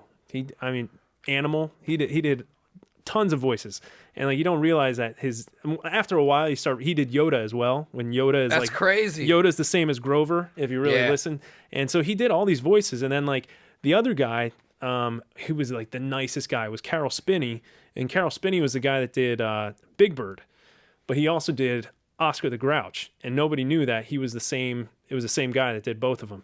So anytime like they were in the same scene, like they had somebody else was like moving his mouth like for it, and then he would go in and re-record the lines so that they could match everything up.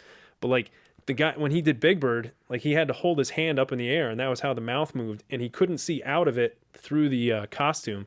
There was a TV screen inside the costume, so he saw all of his movements backwards. So like anytime he had to do a dance, he saw himself doing something backwards, and it was nuts. Yeah. And then like the guy that did Snuffleupagus, like there was they stuck an SM57 inside a black plastic tube, and he just talked into this tube, and that was how he did. That was the trick to getting the sound for Snuffy's voice. It's so wild to even think about the sound of Sesame Street and what they had to go through. Yeah. And actually even like we had to use certain microphones because sometimes they had recorded something using a particular microphone, and then when they came down to the studio, we had other microphones which were often a little bit better than what they had used, but we couldn't use them because they changed the sound of it, and like things wouldn't match up when they would go back and edit everything together. So how long were you there for? I was there. It was about a year, not even a year. You just didn't want to pursue it, or wasn't an opening, or? I found a pay stub of the guy that I replaced, and he was there for 5 years, and he was getting paid the same thing all 5 years, and I was like, nah. And then it wasn't wildly busy, and while I was there, we were the third biggest. When I started there, we were the third biggest studio, and by the time I left, the other 2 studios had closed, and we ended up being the biggest one. So like we were kind of a dinosaur, because like that was like around the time that like Pro Tools was really coming out, and like people started recording stuff in their houses, or in like they would just like rent a mobile unit and like go record in their house or something like that. And so all that, like those big rooms, like they didn't need a big room. That did sound better. Like those guys were the studio guys, like knew how to make everything sound good and knew how everything worked. But people didn't want to pay it because it was costing a lot, because like you're paying for real estate in New York City and everything like that. And like we can just rent a house. And it ended up being cheaper for them to like rent a Neve console and like just ship it to somebody's house, and they would turn a house into a studio.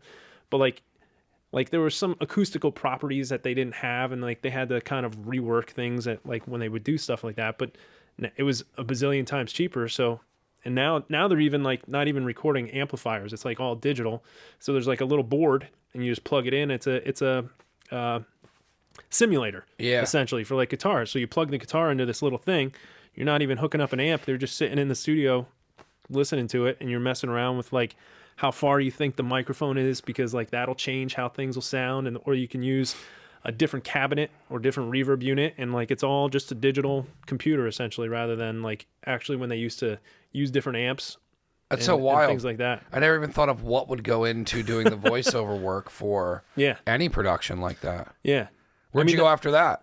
After that, I came back here, and I came back to Nazareth, and I went back to school to be a math teacher. Yeah. Yeah. Did you want to do that? Did I want to do it? I don't know if I think I did, because actually, like prior to moving up to New York, I was like a substitute teacher while I was working on these movies, because I wasn't really getting paid to work on those movies. And so I kind of enjoyed it. I enjoyed teaching. Like I was teaching at Holy Family and at Notre Dame and Central Catholic and stuff like that. And then when I was up in New York, I guess I kind of missed it a little bit. I guess I also kind of thought about stuff like my parents were saying, because my parents didn't want me to go up there to work in the studio up there. Of course not. But which was funny, because like when I moved up to New York, my mom was like, okay.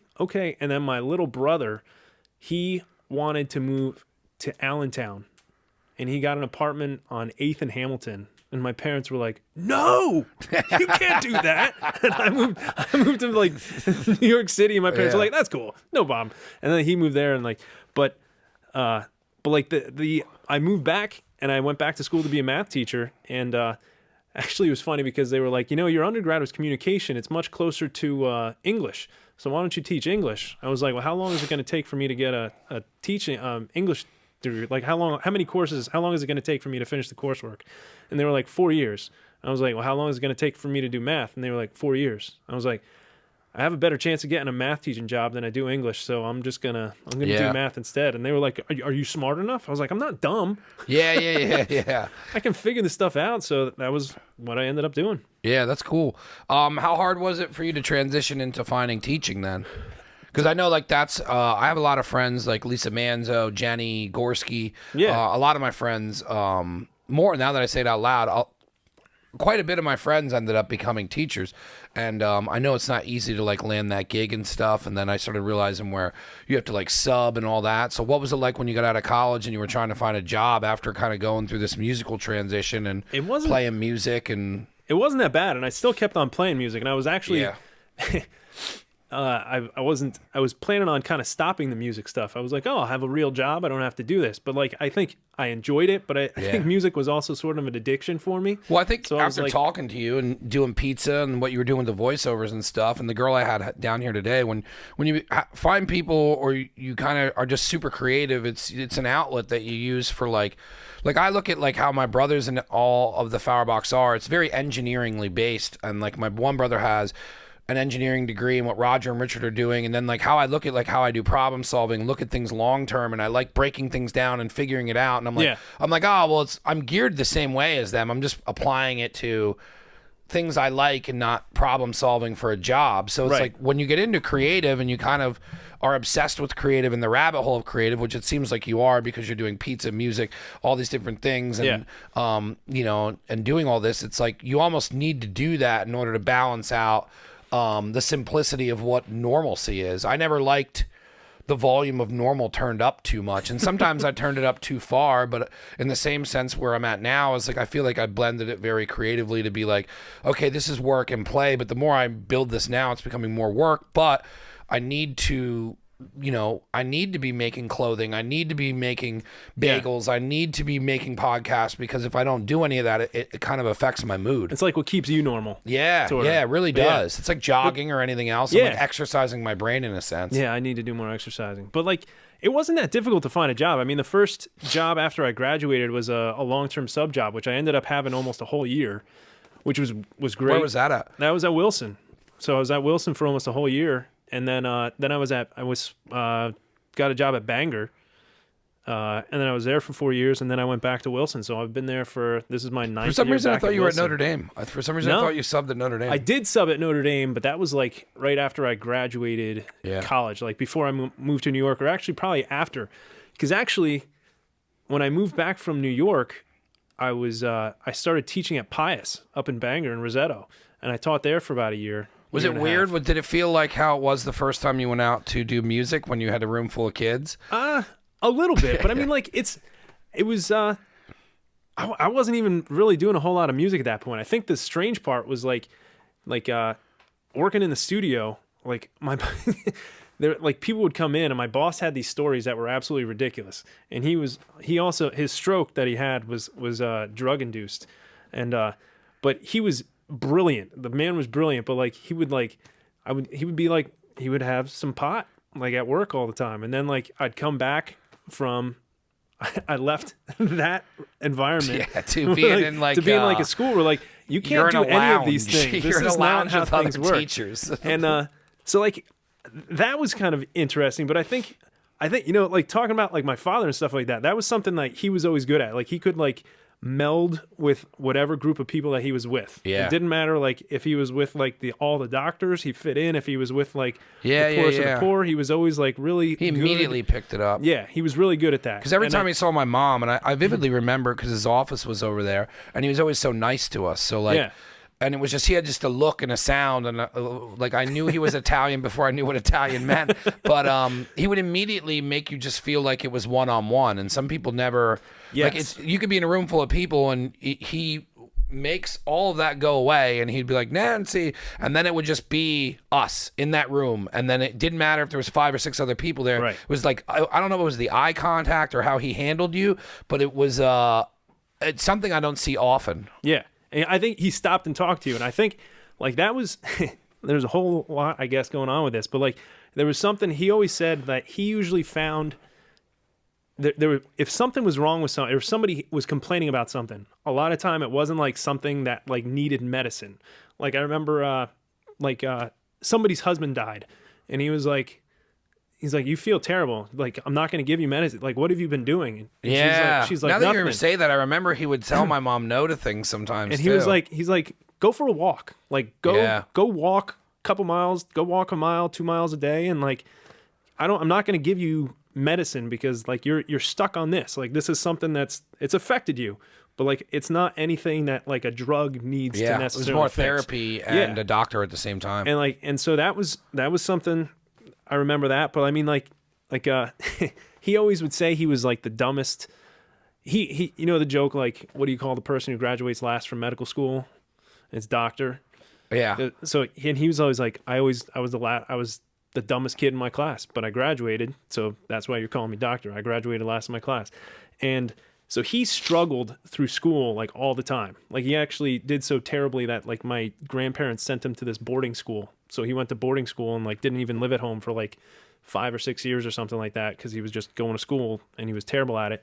But he had a friend whose dad was a teacher, and the friend was like, I'm gonna get you through this. So like going through medical school, going through high school and everything, he was like, I'm gonna help you pass. I'm gonna help you do this.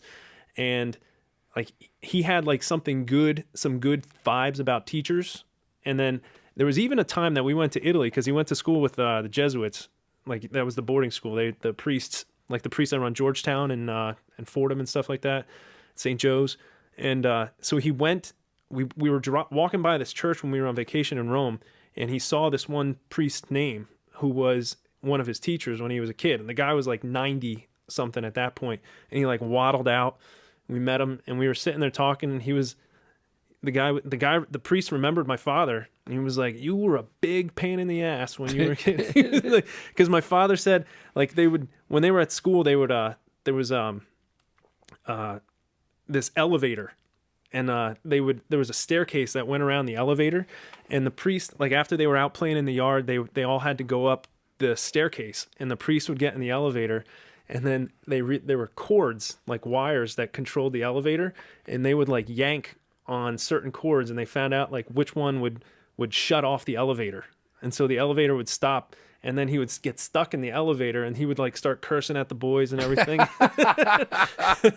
And then there was another time, like, they didn't like this other priest and this other guy, and they went and took pheasants, and they woke up in the middle of the night, and they like had rubber bands around their legs, because then they don't do anything. And Yeah. and they took the pheasants and threw them into his window from the yard. Yo, that's crazy. But he was like, I remember he had like this guy, that priest that we were talking to at the church. He was like, there was something good about it. And I remember he had like a strong love of his teachers, even though he struggled in school so much. Yeah. And for me, even now, I think I struggle with the fact that I'm a teacher, because like he was a doctor, my sister's a doctor, my brother's a pharmacist, and like everybody, lots of people in my family like have done like these cool things. And I get, being a teacher's not bad, but I think like there's still like a personal mental stigma to it. Yeah, I can relate to that quite a bit. And I'm like, I don't know if I'm really doing anything good, but like, I think when I ended up going back and becoming a teacher, like that was something that he liked a lot. Yeah. And every once in a while, when I start getting like really bummed, I'm like, what am I doing? What else could I be doing? I think about that. And there's stuff that I've helped, I think, like very much the way he helped, like some of his patients and stuff like that. And like that personal sort of thing, I don't know if I'm necessarily doing it with every single one of my students. I don't think I can, just given that it's a different than being like a doctor when like a patient comes in. But like, I think there's something good about that sort of work. And I don't know, that's like something like when I start getting really bummed, that's like one of the things that I always kind of try to bring myself back to. Yeah, because when I get to situations like that. It's cool that you can bring that full circle, because most people can't see that. So it's like you became something that is what your father used to become a version of himself. So it wasn't for what you became. He would have never gotten to where he was going. So even though all of your brothers and sisters are these things that he was, you became the thing that actually got him there. Yeah. And I think that holds a little bit more power than a degree would. And I think, you know, to look at it in that fashion is the correct way, from hearing the stories about your father, is that's probably how he would reflect on it the same. Yeah. That's cool. Yeah. I mean, I remember other stupid things that he would do. Like there were patients that showed up and like couldn't pay a bill, and he was like, don't worry about it. It's cool. And this one guy was like, I'll be back in a little bit. And he came back and he was holding 2 geese like outside of his office window. He's like, I got these for you. And he's like, all right, cool. So I came home from school, and there were 2 geese hanging upside down in the garage, because he had to, like, you know. Did he hunt your them. father? No. But like, well, I shouldn't say that. When I think growing up in World War II, he did like hunt. He was like, oh yeah, I used to shoot rabbits and stuff like that out in the yard, because otherwise we wouldn't have food a lot of times. And so he hunted in that respect, but like he never like had a license here in Pennsylvania to go get anything. And so we would like do that, and like we were sitting there pulling the feathers out of the geese and everything, and then we made wild goose. Yeah. Richard and stuff like that. Richard made that. It was either that or duck. I think it was the goose. And he loved it. Yeah. Yeah. He gets into like cookbooks and does a lot of really wild game stuff that he got super creative with. He hunts quite a bit. Yeah. But I mean that's sort of I don't know. I remember there was another one that couldn't pay a bill or something like that, and he was like, I have a bunch of fruit trees. They would come. He's like, I'll prune your trees. So the guy came and pruned the tree. Like he bartered on everything, or like make house calls, which I think that was always something. We were talking to over the weekend. Somebody was like, yeah, Presty's dad delivered me, and he delivered me. I was his only child that he delivered of That's his crazy. 6 kids. Yeah. But he delivered. He was like, yeah, Presty's dad delivered me. And then they're like, what do you mean? He was like, oh, he's a doctor. He used to show up at our house with like his little black bag. Yeah. And like check us out and everything. Yeah, he was our doctor for the family for a very long time. Yeah. But I mean, all that stuff, I remember him telling me like, it's good to learn things. And then like you wonder, why am I learning these particular things? Or like, this is something that somebody else should be doing for me.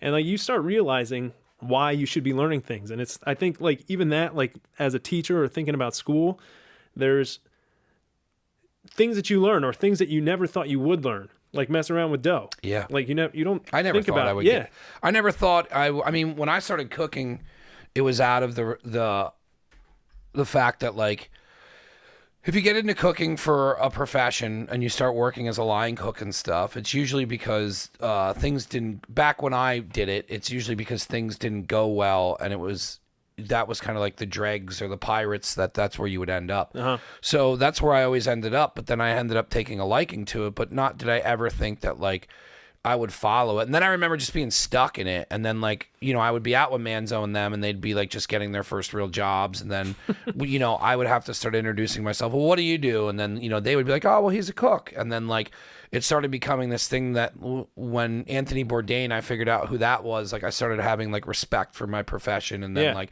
I started paying attention to Chico's brother. I mean, I owe all of what I know from cooking from Matt. I mean, that kid was so talented. And they had their differences, but what I publicly, but what I ever learned from Matt is almost everything that Matt taught me a lot about, like, you know, he never told me, he would laugh at a lot of the things I would want to create, but I remember being back at Cherry Hill and doing wild stuff that like has grown into what I want to do now. So it's like, you know, I didn't think that like going down that way, but then when you start learning how to create, like being creative, and like that's my obsession completely, is like taking something out of your head and putting it on a plate, or taking a song out and putting it on a guitar, or taking, a design out and putting it on a t-shirt. And then like I would become so obsessed with creating, where now it's like I'm figuring out how to create and get paid for it. But like if I didn't start learning, you know, it's different too, because it's tough, because like, you know, I had a lot of learning problems, and like, you know, I was a poster child for ADD, and, you know, it was before ADHD, and, you know, I had my horse tranquilizers with Ritalin, which I don't even think is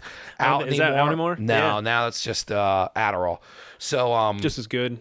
Yeah, I guess. I feel like I've never to use any of these things. I feel like Ritalin was coke and Adderall's meth. So when I was 18, it was the first thing I stopped doing was taking medicine. But you know, with like how I learn, and like how I try and teach myself how to learn, because it's not like my disability went away. And like when I got older, I realized it was like I have a comprehension problem. Yeah. And it's not in the fact of I had to learn how to comprehend, and then when YouTube, and I had to start getting visually stimulated, and then like I could pay attention that way, or, you know, if somebody lets me cook and then I learn how to do it, and then that's what would unlock it. And then like once I figured that out, that's when like I've really just over the last 5 years, I've just been trying to learn as much as I can, and watching videos, and just being interested in the science of baking, and not taking shortcuts. And like, there's nothing wrong. Like the more you figure out how to do that, the more you grow up, the more you start like looking at situations differently, the more you can understand other people and their emotions and where they're coming from, as opposed to when I was at Martin Guitar, just doing a robot job of just ka-chunk, ka-chunk, get out, get out, get out, get out, get out, get out, you know, in, out, in, out, in, out. And then you can't learn life that way. And the more you learn, and the more you get into projects, and the more you become creative, the more you start understanding people. And, you know, I don't go out to restaurants and expect anything to come out in a fast fashion anymore. Yeah. I'm like, they're probably short staffed. Somebody probably quit. The waitresses aren't probably getting along with that. And, you know, I've worked in that field. So it's like, I think it's very important to learn stuff. Yeah. And I think even like once you start learning something, whatever it is that you're interested in, like shoots you off in that direction. So like, I remember like when I was working on these movies, like all I wanted to do was the audio. And then they were like, I was sitting there with the director as he was editing it, and I ended up learning a bunch of like the video stuff. Yeah. Now, this is like 20 years ago. So it's not the same anymore. But like, I've been super interesting. Yeah. But I mean, I've been playing guitar for 30 years, and like guitars end up needing maintenance to them. Like there's little things, because they're wood, and so they shrink, they stretch, or whatever, or they break, and like you can fix them, but like you take them to somebody and it ends up costing you a ton of money, and or even like just the annual maintenance of them. Like this one guy that I taught his daughter actually, and he was like, I repair guitars, and he was like, let me show you how to do this, because like you shouldn't be scared to do it. But like now I'm like grabbing tools, which I was never, I went to Catholic school. We never played with tools or anything like that. We didn't have shop class. Put plastic on windows of our sweatshirts in the wintertime. But he was like, yeah, you just need some files and you start messing around. You're going to level this stuff out and you can fix pretty much all your guitars, and you don't need to give me $60 every time something goes wrong every year. And then being a guitar player, you end up having like shitloads of guitars. You're like, I don't need to pay. Everyone needs to get adjusted at some point. So you don't want to pay somebody $60 every time. You're like, I'm going to do it. Yeah. You get a couple of tools, simple tools, and I've started to get a little bit more wild. Like I took one of the bridges off a guitar. Yeah, Richard used to do that. He used to always take glue it back down and everything. If like the Nintendo controller got weird, or like somebody spilled something on it, he always was fascinated with taking it apart, and then would take it. Sometimes he would just take stuff apart and put it back together. Yeah, it was just always that. Like that's where I say is like I get what they do. It's like breaking it down and it's problem solving. And I feel like everybody knows how to do that. They just do it in different fashions. Yeah. Where like, he always took stuff apart, took a guitar apart. What are you doing? I wanted to see how it is on the inside. Yeah. And I'd always be like, it's never going to work again. And he's like, well, I'm going to put it back the way it was. And, he still tinkers with stuff like that. Because going back to teaching, that's like one of the things. So teaching math, like when you solve an algebra problem, you're like taking apart, and then you put it back together. And like a lot of the kids don't realize that. And they're like, what am I going to do that? I was like, you would not take your car to a mechanic who's like, I can take it apart, but I can't put the thing back together. Yeah. So like being able to take it apart, put it back together, that's like, it's a problem. You fixed it, but like you have to be able to know what you took off and kind of like the order that you did it in order to put it back together. And like, that's like the reproducibility of like, everything. Like when you make pizza, you want your bagels, you want your pizza to come out like more or less the same every single time. So you have to kind of remember what it is that you did. Like, does that process, start writing shit down. Yeah. Does that process, like if you put the salt in before you put the yeast, is it going to change like how it rises or anything like that? So like all those risks, and like, as soon as we taste something, I'm like, this is off. What did we do wrong? Yeah. And then she'll be like, well, we did this. Well, maybe we should have done that. Because even like that's like when we were doing the garlic stuff, we didn't know where the problem was coming from. So we didn't know if it was adding garlic salt. And then, should we add powder? Should we add this? Should we add that? And then, that's when people start doing shortcuts with the chemicals. Right. Because like everyone's like, you going to do gluten-free? And then Gina looked into gluten-free. And gluten-free is done mostly with chemicals, which is terrible for you. So like we want to develop gluten-free, but we need to be in a kitchen to do that. And we need to start making, when we're making bagels every day, let's try gluten-free. But we're not going to put chemicals in it. And the other thing with like gluten-free is like if people are really gluten, like celiacs, like it has to be completely clean from flour. So like it has to be cooked, prepared, and in a separate thing. Crazy. Yeah. I talked to a couple people that have that. You ain't eating anything. Yeah. And like, but like it's also interesting. So one of my cousins is like is a scientist, and like he was telling me that sourdough kind of, for people at least with gluten sensitivity. Now, I don't know how true this is because I'm not gluten sensitive, or even if I am, I eat shitloads of gluten. Yeah. But like sourdough will often have less effects, or won't affect people with that's what his claim was anyway. So this is not my. No, I would pay attention next time I eat sourdough if that was the case. Yeah. So there's a girl I get a sourdough focaccia from over in the cemetery. Yeah. Yeah. I actually booked her on the podcast. She has a regular job, but it's just ridiculous how good her bread is. And I found her on social media, and she started posting this bread, and like, it's like, it literally is like top-notch social media, but she just doesn't have a big following. She's nailing it, yeah. Yeah, she's over by the cemetery in town, and I hit her up, and I was like, "Can I buy that?" Because I'm used to trading and bartering through social media, and she's like, "Yeah." She's like, "What do you want?" And she's like, "I have these 3 versions," and I'm like, "Well, I'll take 4 focaccia breads," because it's just typical me over ordering. And she's like, "I only have 3 pans." I'm like, "Do you want me to buy you another pan?" She's like, "No." And then I realized how crazy I probably come off to her. But she's super nice. She lives over there with her husband, and she makes killer bread. And I tried to steal her for the bagel shop, and Yeah. she's like a nurse or something, and She's got a real job. has a real job. And I was like, I ain't matching that money. But I was like, yo, even if you want to come over once, you know, if you want to just work one day a week and you want to Yeah. make your bread out of there and sell your bread out of here, I don't. You know, I just Cool want deal. I want other stuff in there. Like on Sundays, I want to bring the church crowd in, Yeah. and like I want to have bread, and like we're gonna do Fried chicken. I don't know if we'll do fried chicken. Union and Finch does their fried chicken on Sunday Sundays. chicken after church. Didn't Kenny Chesney sing about that? I don't listen to Kenny Chesney. I probably have in Roger's car, but it's been a while since we rode together. But I want to do like my breads, and then you know, I'm trying to find a mozzarella plug, and like maybe I'll make Sundays to be where you can get mozzarella and bread, and you know, if somebody wants to stop in there to get breakfast. My mom still goes to church and still goes to the diner, so I like see her. so like there's still that crowd where like, yeah, you know, I want to bring that old school back. Hey, Yeah. let's stop there and get a loaf of bread 'cause we're making dinner tonight, and we're gonna do probably pancakes. I'll probably do like more breakfast on that day only. Like we'll do the what's it called with the lox. Like, you know, I'm not gonna Yeah. offer that every day. Bagels and lox. Well, you know, but I'll get like the fish from the city or talk to Salmon. Berry. Yeah, Some good salmon. smoked. Well, smoked salmon.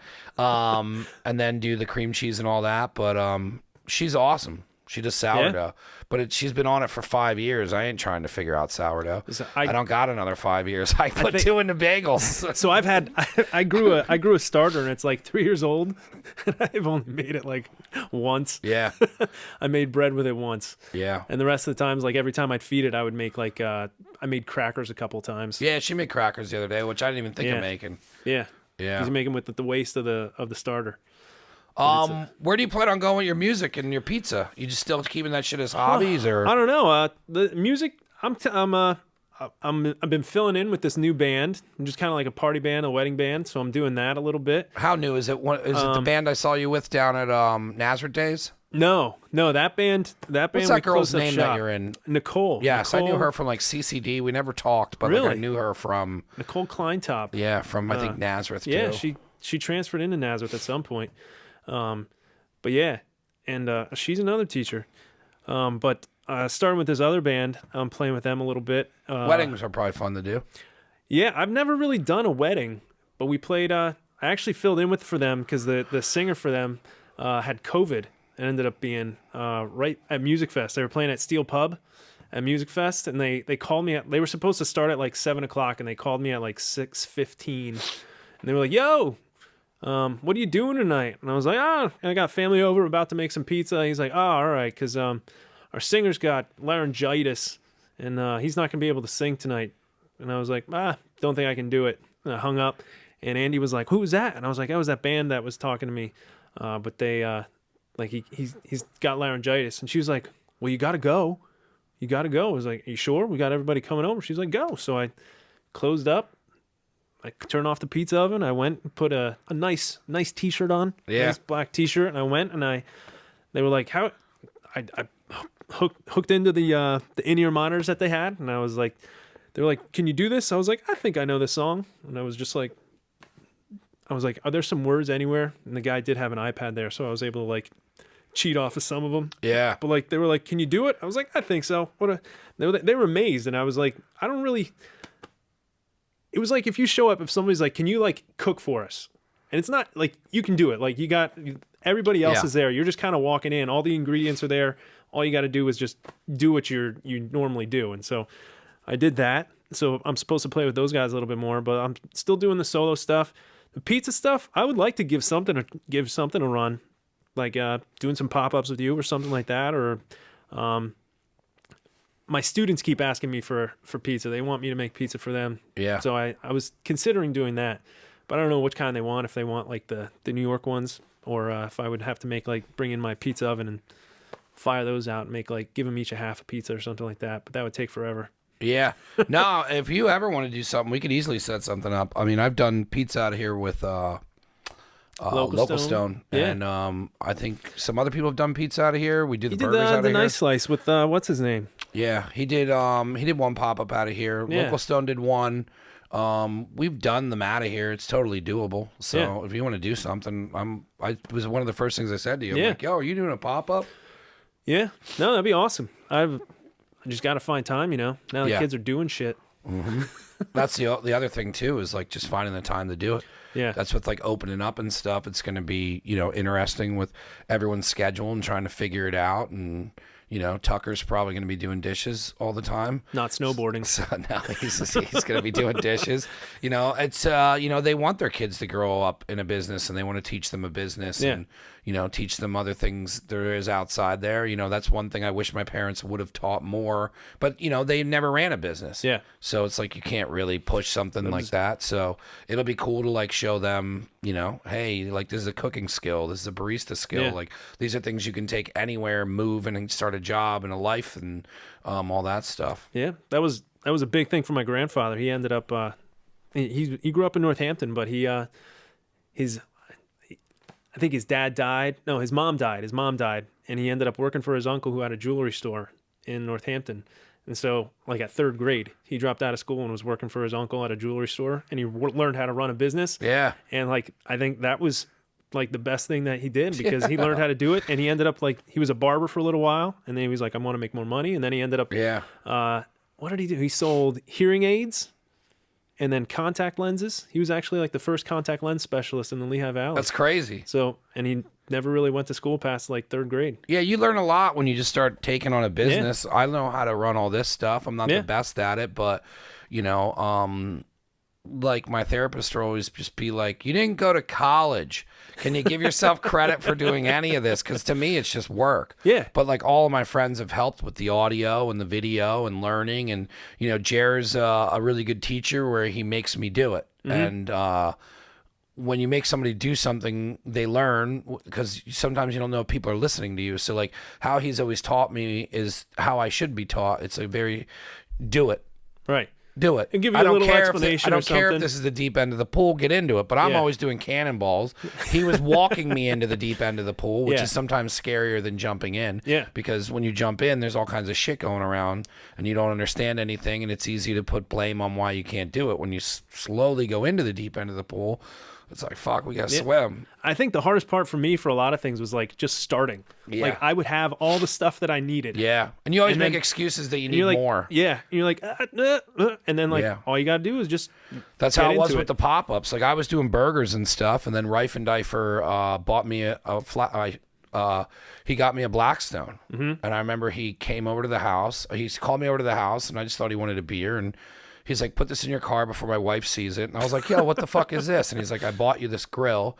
He's like, start your business. And I had to then, because somebody just gave me a $400 grill. Yeah. I couldn't not be afraid to do it anymore, because that was my excuse, is I don't have all the equipment. And then when he bought me the equipment, I couldn't not do it. Right. And then I did it. And then, that's part of the, and it worked. There's part of the catalyst to everything is, sometimes you just have to have awesome friends around you. And he was one of the ones that did it. We will never stop talking. And no, probably it's not. 11 o'clock at night. Do you want to get into a song, or what do you want to do? No, I'm all right. I don't need to play. I've done that a long time. Well, you brought it, so I wasn't going to not ask.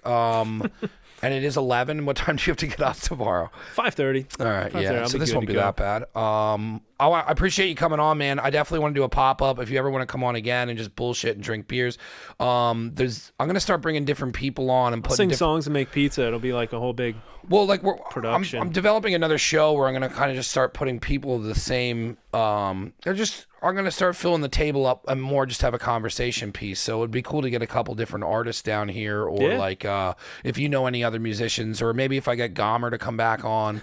And then I love his was such a good episode. Yeah. And they're another one that are just town people, the Benders. You run into them and it's just a big family, and they're always so nice no matter how much you see them. But I've wanted to do this for a while. I appreciate you coming down here. I know we did this late. The olive oil is awesome.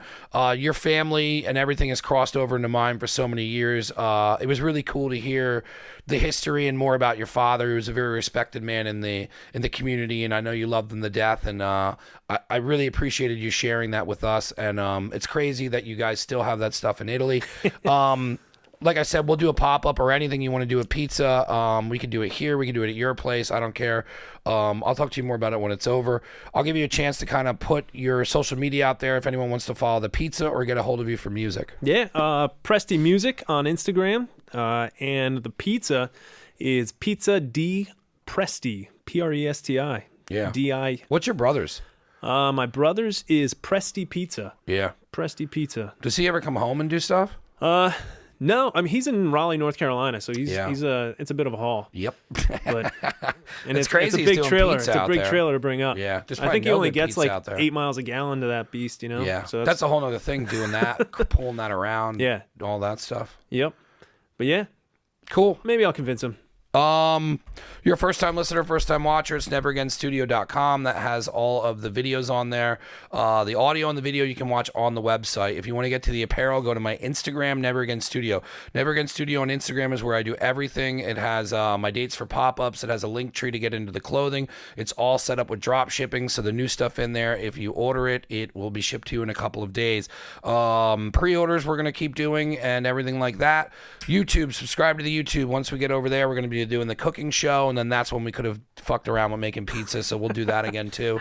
Thank you so much for coming on, man. I appreciate it, and I just appreciate the fact that you came down here this late. No problem. Thanks for having me. Yeah, man. We'll do this again. Check out his stories. They're funny. Yeah.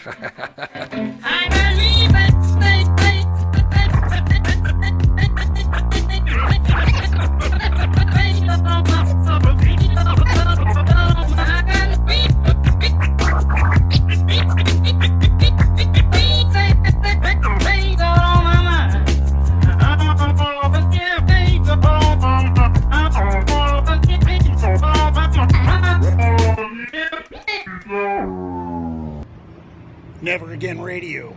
Get into it, brother.